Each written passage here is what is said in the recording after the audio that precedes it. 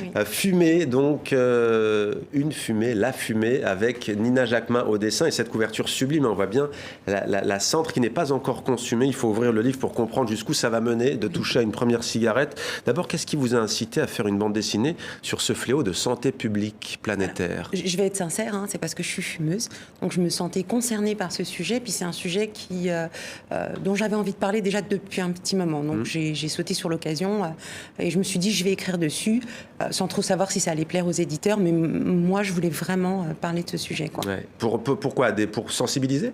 Alors c'est pas une BD pour sensibiliser, je l'avoue, c'est une BD en fait juste pour essayer de comprendre le point de vue du fumeur, parce qu'on suit à travers cette bande dessinée la vie d'un fumeur compulsif, donc c'est quelqu'un qui fume dès qu'il en a l'occasion, dès qu'il a 5 minutes, à l'arrêt de bus, au travail, avec les collègues.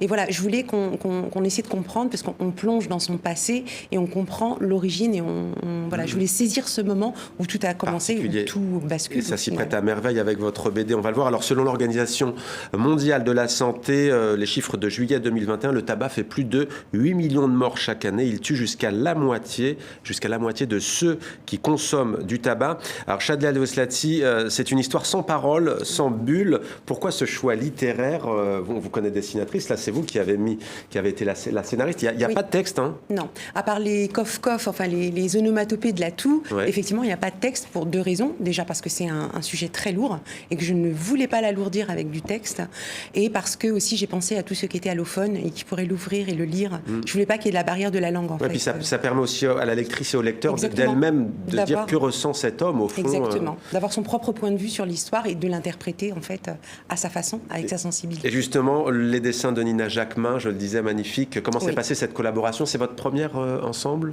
Oui, alors déjà c'est la première fois que je scénarise pour quelqu'un d'autre que moi, parce que d'habitude je dessine, j'illustre mes propres scénarios, et là j'avais rencontré Nina autour d'une cigarette, voilà, il faut le dire, et je lui avais proposé ce sujet et elle a accepté, et je suis vraiment ravie parce que je trouve qu'elle a le style qui va avec Fumée. C'était elle, quand j'ai écrivé Fumée, je pensais à Nina Jacquemin d'emblée, et je priais pour qu'elle accepte en fait de l'illustrer, et je trouve qu'elle a la façon, la douceur et l'art et la manière d'illustrer des propos très très très difficiles. Alors vous êtes fumeuse, elle aussi. Comment on se met au niveau du dessin dans la peau de quelqu'un qui fume beaucoup? Comment est-ce que vous avez travaillé? Est-ce que vous avez discuté avec des fumeurs compulsifs, comme vous le dites? Non, parce que j'en avais autour de moi. Et puis, voilà, j'ai juste fait appel à ma mémoire par rapport à ce que je voyais autour de moi, mais ça n'a pas été difficile ni pour elle ni pour moi, parce qu'il y a des choses qu'elle a illustrées que quelqu'un qui ne fume pas n'aurait pas forcément illustrées. Donc ça a été plutôt fluide avec elle, même si le sujet était très difficile, parce qu'elle m'a dit, quand elle l'a fini, je crois que je vais arrêter de fumer. Je suis ravie. Oui, vous dites pas pour sensibiliser, certes, c'est pas moralisateur, mais tout de même, il y a des bandes dures à la fin quand même. Il y a l'hôpital, il y a des larmes, il y a la douleur, on la sent, elle est perceptible. Il y a des dessins très sombres, quoi. Il y a cet amas de cigarettes, par exemple. Là, Là, j'ai fait appel à ce que moi je ressens en tant que fumeuse, parce qu'il ne faut pas croire, quand on est fumeur, on voit tous les jours, quand on achète un paquet de cigarettes, on voit les monstruosités. Je parle des photos qu'il y a sur les préventives. Préventives, mais assez effrayantes. Et ça n'empêche pas les fumeurs de continuer à acheter des... Ça marche pas, ça, selon vous? Voilà. Ça a fonctionné. Hein. Je ne vais pas dire que ça ne marche pas, parce qu'apparemment, ça a réduit effectivement la consommation de tabac a diminué. Mais quand on est un fumeur compulsif, je pense qu'on est au-dessus de tout ça. Mais ça ne veut pas dire qu'on n'y pense pas. Ça ne veut pas dire que dans ses rêves et ses cauchemars, on ne se dit pas, ou quand on se met à tousser un peu plus que d'habitude, on ne se dit pas, ouh là là, il faut que j'aille voir le médecin, est-ce que j'ai pas quelque chose au poumon? C'est quelque chose qui est latent, qui reste là.